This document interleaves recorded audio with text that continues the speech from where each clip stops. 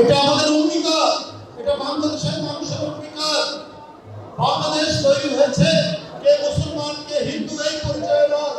বাংলাদেশ তৈরি হয়েছে এই সীমানার মধ্যে যে জনগোষ্ঠী বাস করে তার ধর্মীয় পরিচয় যাই হোক, সে মুসলমান হোক, হিন্দু হোক, বৌদ্ধ হোক, খ্রিস্টান হোক, সে তার দেশকে ভালোবাসে, দেশের মানচিত্রকে ভালোবাসে, দেশের প্রতিটি জনগোষ্ঠীকে ভালোবাসে।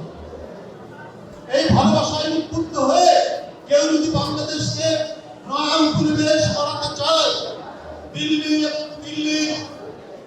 যারা দাবিদারি করেছে দেশের পরাজিত শক্তি, তারা যদি নয়া পরিবেশ করাতে চায়, এদেশে হিন্দু মুসলমান সবাই একযোগে সেটি প্রতিহত করবে। এটা কোনো উপনিবেশ করাতে দেবে না।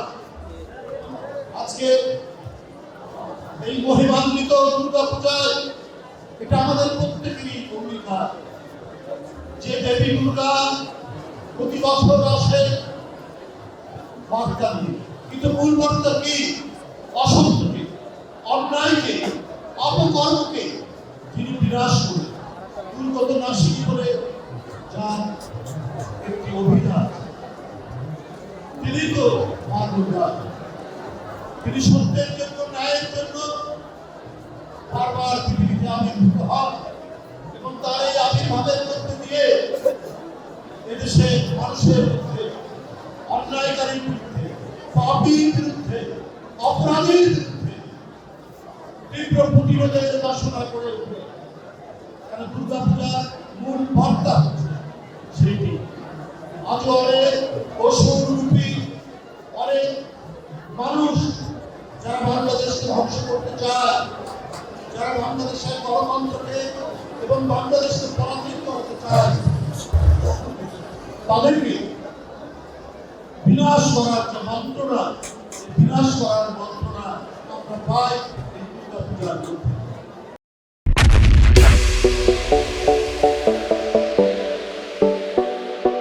দেবী দুর্গার যে বাণী, সেই বাণীর মধ্যে দিয়ে, সেই বাণী শুধুমাত্র হিন্দু ধর্ম সম্প্রদায়ের বাণী নয়, দেবীর বাণী সমগ্র মানব জাতির বাণী।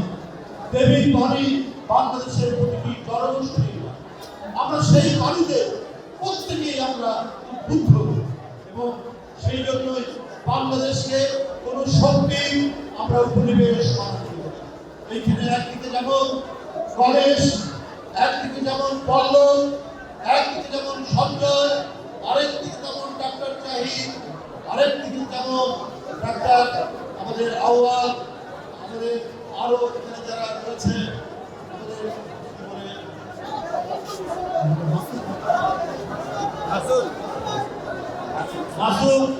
রাজু যারা আছেন, প্রত্যেকে হাতে হাত ধরে বুকে বুক মিলিয়ে আমরা বহিঃশত্রু মোকাবিলা করব।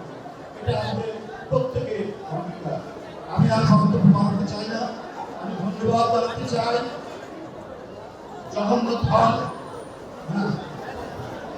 এই ঢাকা বিশ্ববিদ্যালয়ের জগন্নাথ হল আমরা জানি অনেক ঐতিহ্যবাদী।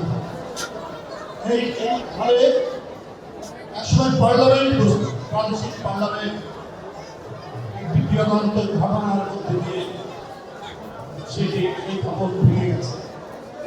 আমি ধন্যবাদ জানাতে চাই যে সেই স্মৃতি, সেই ঐতিহ্য ধারণ করে আজ যারা এখানে নেতৃত্ব দিচ্ছেন, বিশেষ করে এই হলের প্রাধ্যক্ষ ডক্টর দেবাশিস পাল এবং এখানে যারা আজকে জাতীয়তাবাদী এবং ছাড়াও এই বিশ্ববিদ্যালয়ের দেবাশিস পাল সহ সকল শিক্ষকবৃন্দ এবং এই হলের ছাত্র সংসদের ভিপি সহ যারা নির্বাচিত হয়েছে সকলকে আমি জানাচ্ছি আন্তরিক